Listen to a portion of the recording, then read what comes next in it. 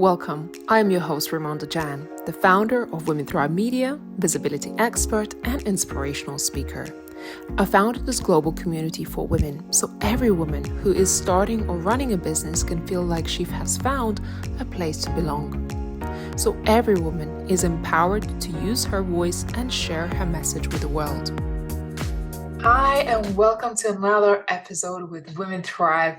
I'm so excited to have you back here with another interview with one of our amazing speakers for the Women Thrive Summit. So today we're talking about how to have more by doing less with quantum energy. And my special guest is Kristin Lemaster. Hi, Kristin. How are you today? Hi, I'm great. How are you? I'm very good. Where are you joining us from? I am in San Francisco, California, in the States. Ah, beautiful. Well, I am so excited to introduce you to Kristin because Kristin, she inspires me with the things that she's doing and a topic that she will be revealing today to our listeners.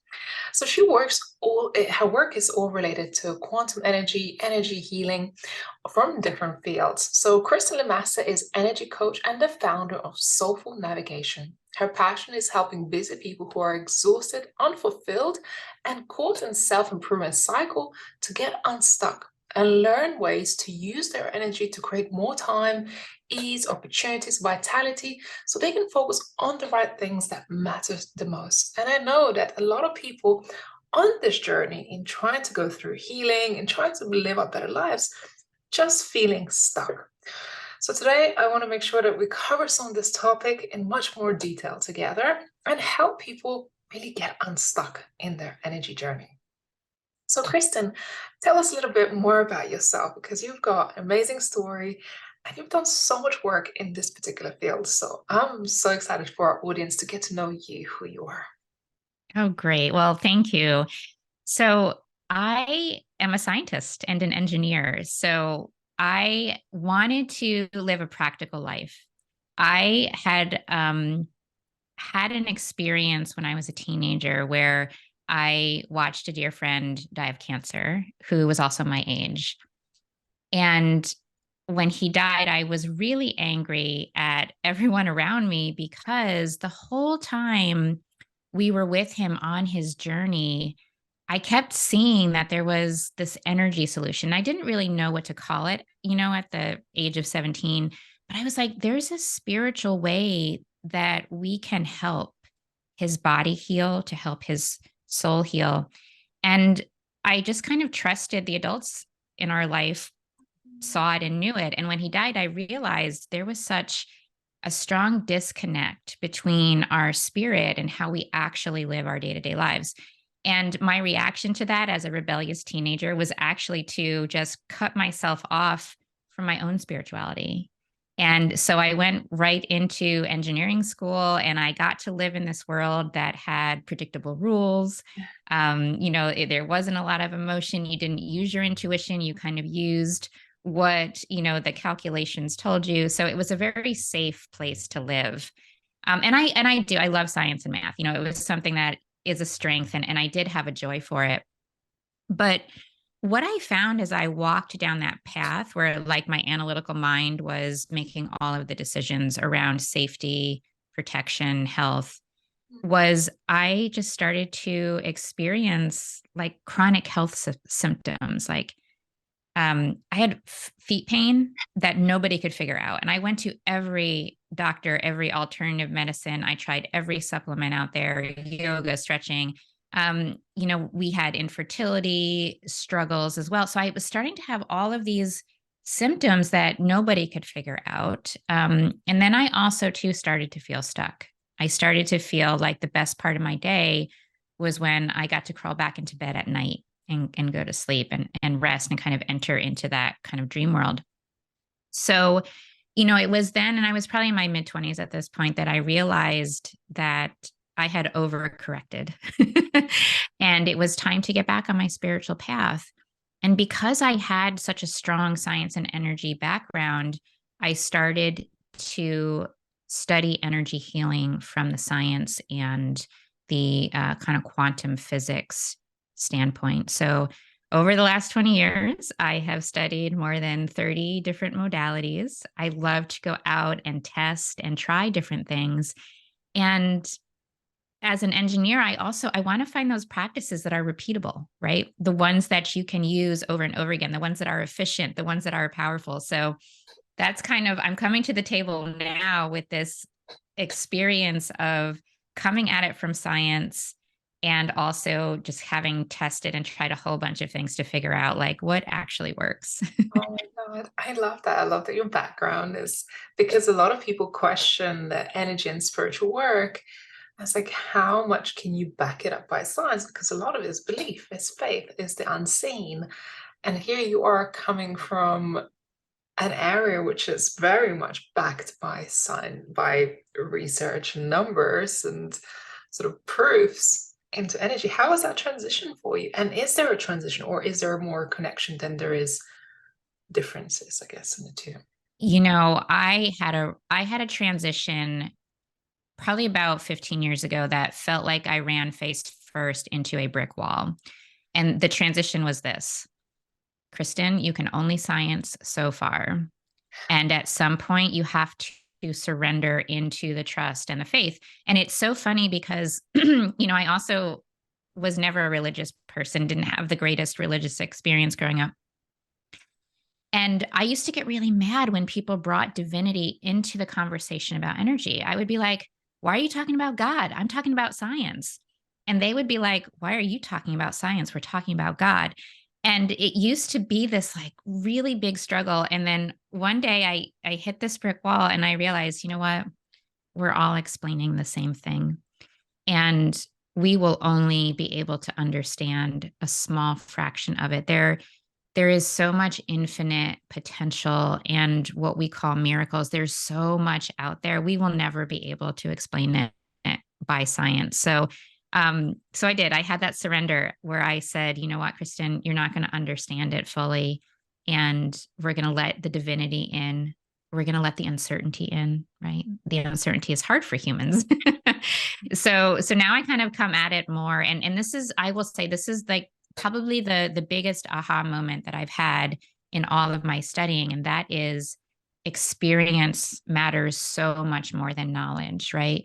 So you can spend years collecting knowledge, taking all the programs, learning about quantum physics, but you could also do none of that, go out and just experience and still just have incredible energy healing experiences. Yeah. Oh my God, I love that.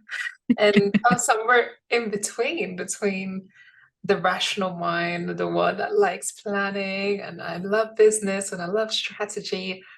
And then there's the other side of me that just leans into the intuition and the feeling and the faith, and then trusting that I will be held in this process and kind of surrendering, as you say. Sometimes you just have to surrender and have that faith. Somehow things will just work out, and they always do. So, someone that is curious to go on this journey, we talked a little bit about healing. How can someone get into the energy work to start looking into areas of their lives that they can start to improve? Sure.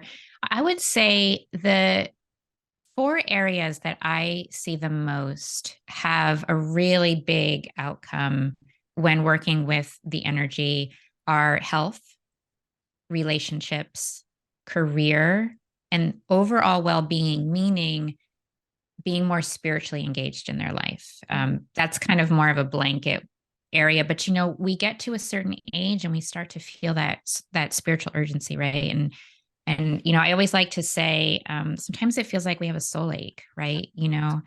And we just want to be more on our spiritual path. So that's kind of what I mean by overall well being.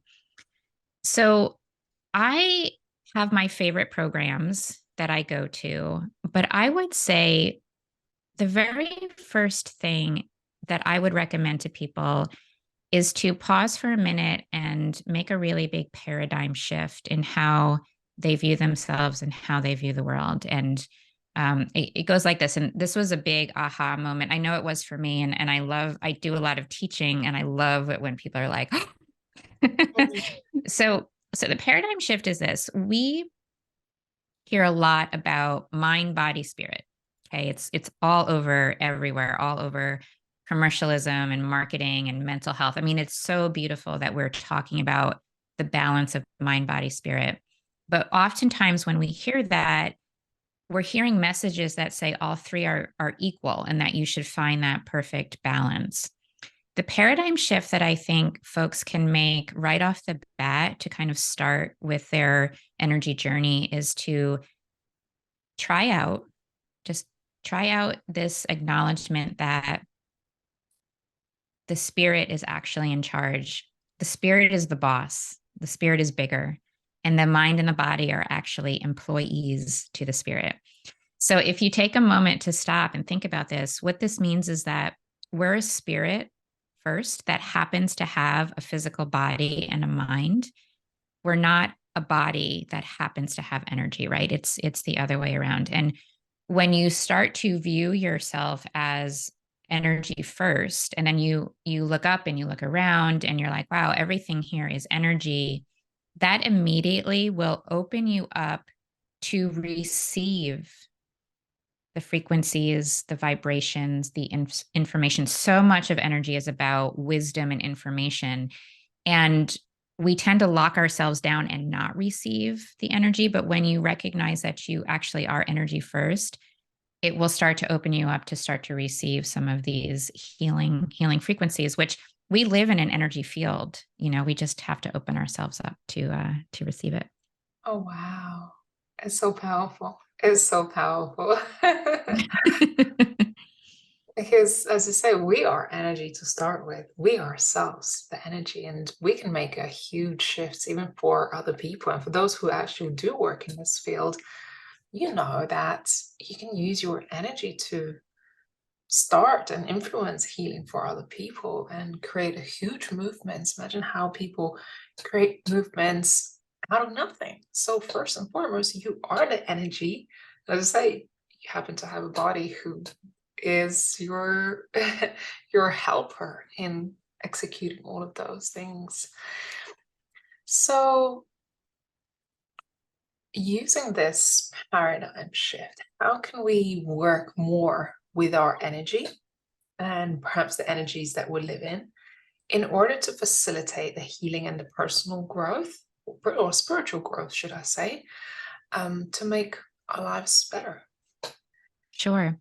So I teach a group coaching program, and I always say that this program has the best start you'll ever see in any program, because the first week we do something called stop trying, and we literally just stop trying. And there's this, again, like, so much is counterintuitive about quantum energy, and there's like this magical paradox in energy that says when you do less, you can receive more. And what we mean by doing less is literally less physical, mental, and emotional effort.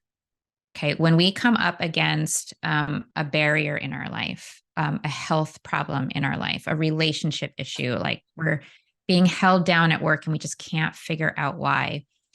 Or if we have a goal that we want to achieve, like maybe there's no barrier, but you're like, I want to unlock the next great phase of my life. And what we do is we go at it, we lean forward and in a very masculine energy, we go with the physical effort, the mental effort, the emotional effort. And we're mostly back in our mind, right? Now our mind thinks it's the boss.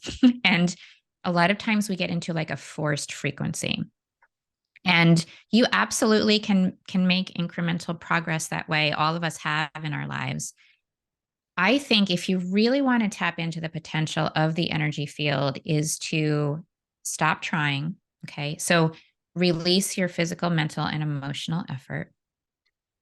And now let's do the energetic effort. Let's do the spiritual effort by working in the energy field instead of working in this physical world. So what that looks like is, well, number one, I should just say, because I do feel like this is a really important qualifier. Don't stop your medications. Don't stop going to the doctor. There are certain things that you don't stop. But what it looks like is making some time in your day to just sit. And it's not sit in meditation. It literally is sit, start to bring your awareness from the outside world into your body. And the more awareness we can bring into our inner world, the more of our energy we're embodying, right? So every energy program you will ever take will tell you energy follows thought. Okay. When we tune out the outside world and we tune in to what's happening in our body, you will already be getting that flow going. Okay. And the more that you can bring your awareness in and just be that witness of, oh, my pinky finger is like tingling or twitching, you observe it, you don't interpret it. That's your energy speaking to you through your body. So again, it's release the physical, mental, and emotional effort, come into your body, and then just start to get to know what it feels like to dialogue with your energy, to feel the flow of your energy, to start to feel maybe where there isn't a lot of flow. And by taking these first steps, again, we're opening ourselves up to receive the wisdom of our spirit to lead us through those barriers or to lead us to our goals. I was just going to say, what I find that I experience when I do that is the inner knowing, the inner wisdom appears all of a sudden. The struggles that you felt or the questions you had in that moment of quietness, the answers start to come in on their own. And it sounds so counterintuitive. It sounds almost too easy. It really is. We're taught, we are taught we can have anything if we just keep working harder. And it's the opposite. If you stop working so hard, you can receive. You're just making this really exciting. It's like, wow, If I don't have to put in the effort.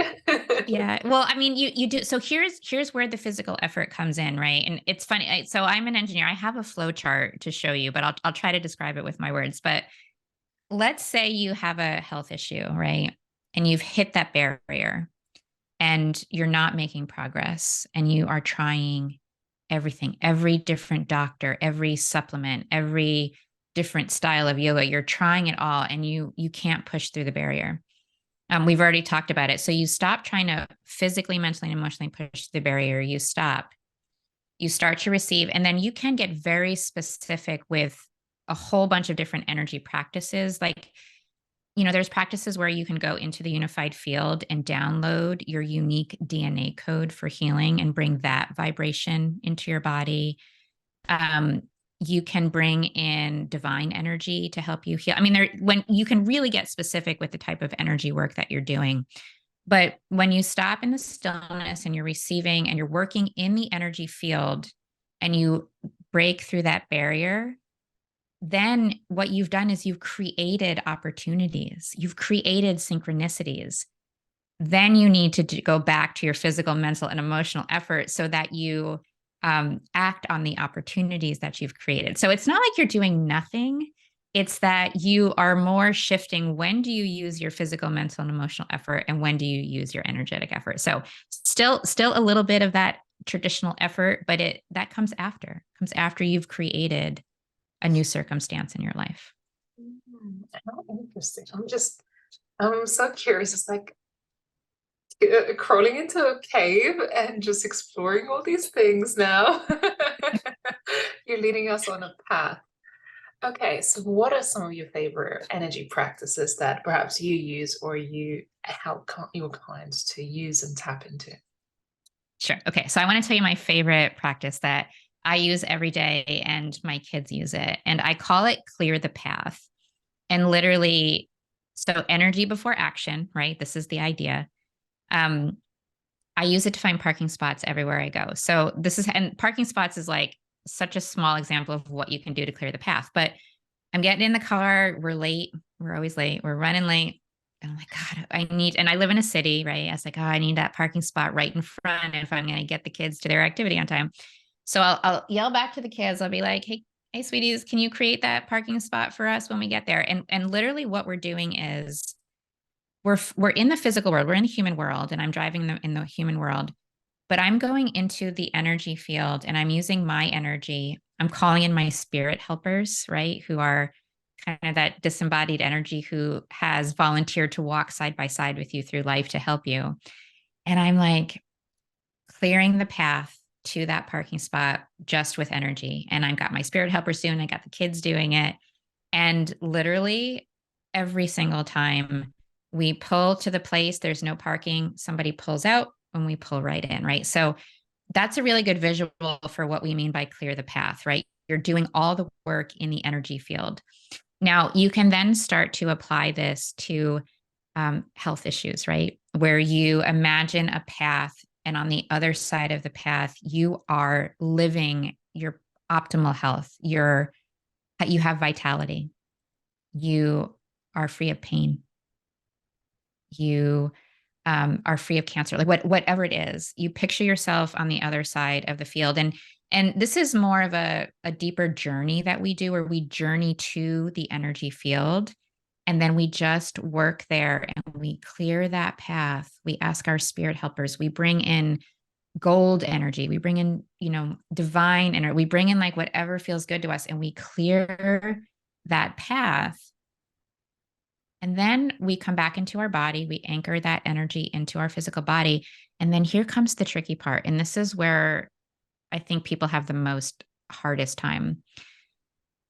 You have to come back and there will be uncertainty because you have no idea how it's going to unfold for you, right? So you have to just keep your eyes open and you have to say, I did the energy work. This outer reality will line up with that energy work, but I don't know exactly how. So I'm staying fully present in each moment. I have no expectations.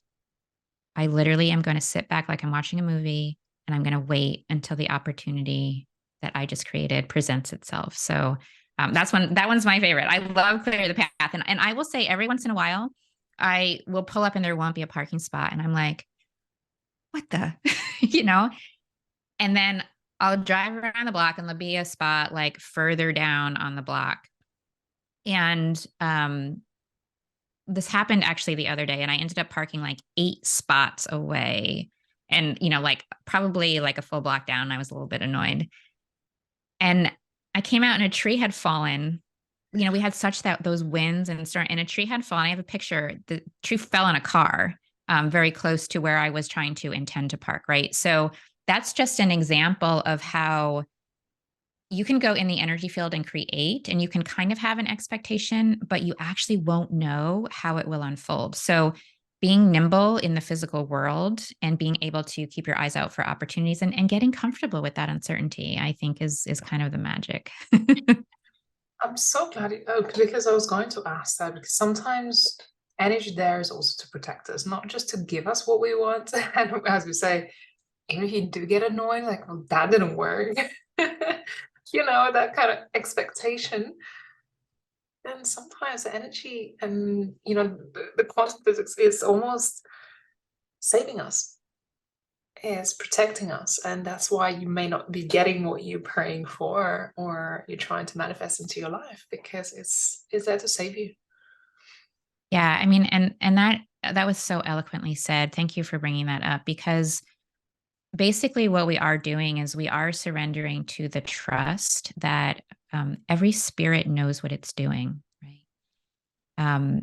We trust in the collective. We trust in the wisdom of the divine energy. We actually, and two, something that doesn't get talked about a lot, we trust in the energy of the earth, right? She is an equal co-creator with us, just like the energy of the cosmos. And at some point we do have to like trust in divine timing. And we have to trust that when we are struggling, there's something there's a gift in there somewhere that will help us expand and grow. So absolutely that. And that's where the faith, I feel like, comes in. You just kind of have to say, okay, I'll wait and you show me, It's hard sometimes though, for sure. I mean, we are human, right? It can be hard. Yeah, of course, not forgetting that we are living in a physical world, and not only there are personal challenges and personal struggles and pains that we come across, and the energy work isn't always going to save us from facing that, but also what I want to kind of bring forth that universal things that's happening that perhaps weighing the universe down, energy down. And this is where the question comes in. It's like, well, can the spirit help us to elevate the humanity and the awareness and sort of the positivity of everyone just getting along, as they say, to make it better? Because I feel like there's so much going on in the world, and sometimes trusting the spirit or trusting this energetic work can be so hard when everything around us in the physical world seems like a challenge, and it seems like it's just making it harder for us to really live this beautiful spiritual self-aware life where we can practice this work every day. Yeah. I mean, we call that the dark night of the soul sometimes, right? Where it's hard to really have a lot of spiritual growth without exploring the darkness. We just did a recent podcast series called The Darkness That Heals. And we talked a lot about how our minds tell us darkness is bad, war is bad, dying, suffering is bad. And absolutely, to validate the suffering is horrific. But we still have to go into that darkness in order to clear it away. I'll also say too, in almost every energy method that I've studied, everyone is agreeing that at this time on planet Earth, we are undergoing, what a lot of people call the Great Shift. And even though it doesn't seem like it, the consciousness of the whole planet is elevating.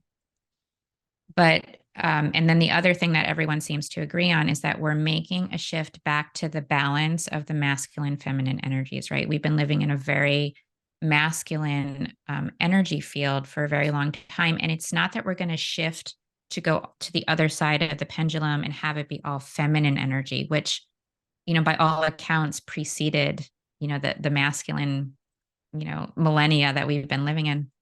We're coming to balance where the masculine and feminine are working together. So there is a lot happening right now, energetic. There's a lot shifting, but I like to think of it like this. We need chaos. We need chaos to grow. This is a physics thing. You need chaos for creation, right? When you think about how stars are formed in the universe, it's total chaos out there, and that's where pure creation comes from. And then the other thing I like to think about it is in science, I like to think that we're in a phase transition right now. So, like when water is freezing into ice, there's what we call a phase transition where half the molecules are liquid and half the molecules are solid. And I always like to think of them having a conversation where the molecules are like, am I liquid? Am I a solid? Am I liquid? Am I solid? And they're like, there's all this chaos and nobody knows what's happening. But eventually we move through that phase transition and where we all become ice and we all become very organized. So when I look at some of these heavy, heavy things that are happening in our world right now, I always say to myself and to my kids, every soul knows what it's doing. Okay. We trust the wisdom of the earth and, divine energy and of our spirits. We are in a shift and we need to validate the struggles that are there, but we also need to keep our eye on the ball when it comes to awakening. And then the other phrase that I love so much is a rising tide lifts all boats, right? And what we can do is pour compassion and unconditional love into the earth, regardless of what we see on the news. We just pour positive energy into the field that we all live in, and we let that lift all the boats. Okay. But there is a period of transition that I think maybe we haven't seen the worst of the chaos. But you can kind of see even when healing, you have to bring an infection to the surface before you can clear it away. And to me, that's what I see a lot of what we're seeing now is an infection that maybe has been festering in our population for a while. We're bringing it to the surface so that we can clear it away. Mm. And I do feel like collectively we're definitely rising to more awareness and awakening. It's just, it's really painful seeing so much chaos going on in the world. And sometimes, like, just trying to be balanced, just trying to hold it, to hold it all together. and stay positive. And I remember we had our summit right in the middle of when the war started last year, and it was so hard and it was so heavy. And it's like in the midst of trying to do something so positive and transformational and for people to come together to inspire each other, this thing happens on a collective level where everything just shuts down. And I think that's, and we having to go through this multiple times now in our energy, in our collective energy, which is definitely a struggle when it comes to trying to find your own equilibrium in your life, I guess. Yeah. So yeah, go ahead, You know, Chris. if I could just add too, because I think this is just so important for people to hear. Um, it's okay to go into the darkness. And sometimes I think we try so hard to push the darkness away. And I think in my experience, sometimes when we also surrender to the darkness, we move through it so much faster. And the more we fight it. So with the war, I mean, so much tragedy. I know a lot of times we try to push it away, make it go. Sometimes what I do in my morning practice is I cast my energy into the region and I kind of acknowledge the darkness there. It's a slower, heavier frequency. And instead of trying to push it away, it's more of an acknowledgement. And then I ask, like, can I help lift some of that energy away? Um, I think, yeah, I think sometimes we try to push it away too much when we should maybe move through it a little bit. Mm, I think that's very relevant to healing. And God, Kristen, we're nearly coming to time on our podcast. Just the last thing I want to say, and perhaps ask you, explore this. When we don't feel, we don't heal. And a lot of the times in our lives, we try to run away from feeling pain, from feeling struggle, or shutting away on memories or experiences that perhaps feels very, very difficult. How do we heal those parts of ourselves or be able to go through that without having to go through it? If that makes sense. Oh, yeah. I mean, my favorite thing about working with energy is you can clear stuff like that out without having to relive it, without having to relive the trauma and the struggle. So, um, the first thing that I would recommend is to find a community that is energy based and one that you resonate with. Okay.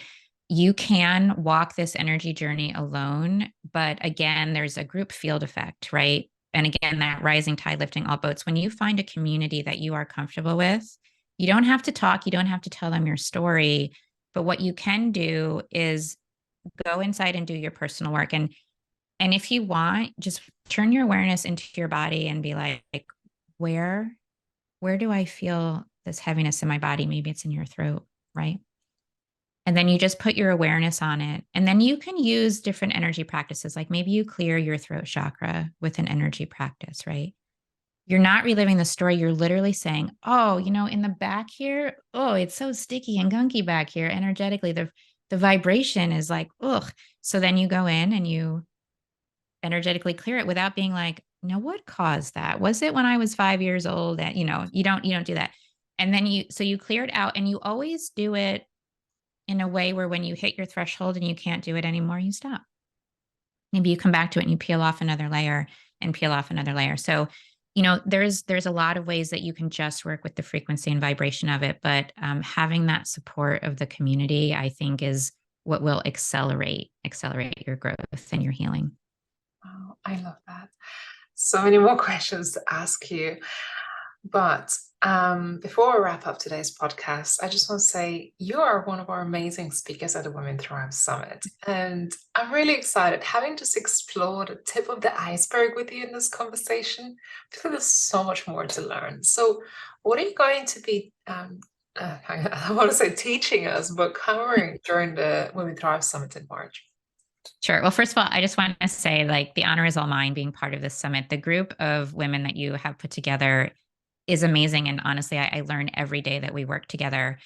I am going to talk about spirit led success, and it's going to be practical ways that you can dissolve this disconnect between your spirituality and your actual life. So, going back to what we talked about in the beginning, that paradigm shift, How do we surrender to the wisdom of our spirit and let that lead us to success in health, career, relationships, finances, and overall well being? Wow, I love it. I can't wait. So, for those of you who may enjoy this conversation with Kristin, and you may be curious of how to get a little bit more access to her business, of course, there are some show notes, and we'll talk in a moment of how to find Kristin. But if you have not registered for your spot at the Women Thrive Summit, this is our annual women empowerment event, and we have so many amazing speakers, just like Kristin, who will be sharing things on energy healing.